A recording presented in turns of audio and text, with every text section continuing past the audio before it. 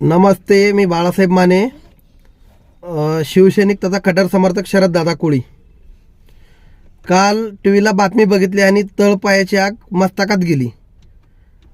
सुशील कुमार शिंदे, तुम्ही देशाचे नेते झालेले व्यक्ती आहात आणि तुम्हाला शरद कोळींच्या ऑफिसवर मोर्चा काढायला बाया भेटल्या, मर्द भेटले नाही का?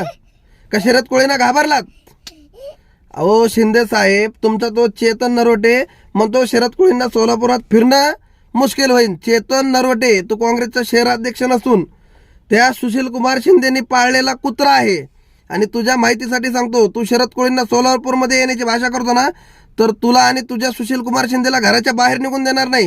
एवढी कोळ्यांमध्ये शरद कोळीच्या कार्यकर्त्यामध्ये ताकद आहे. अरे तुझी लायकी काय, तू बोलतो काय? आणि सर्वात महत्त्वाचं, तुम्ही हे साड्या चोळ्या घेऊन शरद कोळीच्या ऑफिसला जाता, त्यापेक्षा त्या आया बहिणींना त्या साड्या चोळ्या वाटतात, त्यांचे तरी पैसे वाचतील. एवढं माज आणू नका सत्तेचा. परिणितीताई, तुम्ही लेडीज आहात, बाया पण आणता कुठल्या? राजवाड्यामधल्या बाया घेऊन शरद कोळींना माराय आणता. तुमच्याकडे गडी नाहीत, मर्द नाहीत, दम नाही. अरे असे चुत्यागिरी करणं सोडून द्या तुम्ही. आम्ही कमी नाही, आम्ही जर सोलापूरमध्ये आलो ना तर तुम्हाला देश सोडून जावं लागेल. त्यामुळे शरद कोळींचा आणि शरद कोळींच्या कार्यकर्त्यांचा नाद करायचा नाही तुम्ही. तुम्हाला वाटत असेल की आम्ही बाया पाठवल्या, बाईट केली, गाडी फोडणार. अरे तुम्ही जर शरद कोळीची गाडी फोडली तर आम्ही तुमची डोके फोडू. त्यामुळे तुम्ही आमच्या नादी लागू नका. आम्ही शांत आहे तोवर शांत आहे. शरद कोळींचा आदेश आला तर तुम्हाला सोलापूर तर सोडाच, पण महाराष्ट्रात राहून देणार नाही. एवढी ताकद आहे आमच्यात. आणि तो काय चेतन नरोटे म्हणतो नारायण राणेला भिडलात म्हणजे आमच्याशी भिडू नका.